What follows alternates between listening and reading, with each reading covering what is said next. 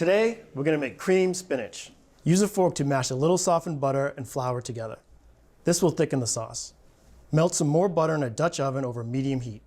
Add minced shallot and garlic and cook until the shallot is translucent. Add the spinach and salt and cook until wilted. Stir in the cream and bring to a simmer. Add that butter flour mixture we just made. Cook until the cream thickens and clings to the spinach. Remove the pot from the heat and stir in Parmesan, pepper, and nutmeg.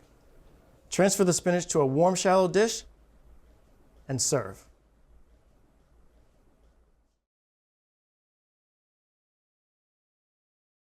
Thanks for watching Cook's Country from America's Test Kitchen. So what'd you think? Leave a comment and let us know which recipes you're excited to make, or just say hi. Now you can find links to today's recipes and reviews in the video description. And don't forget to subscribe to our channel. See you later. Alligator.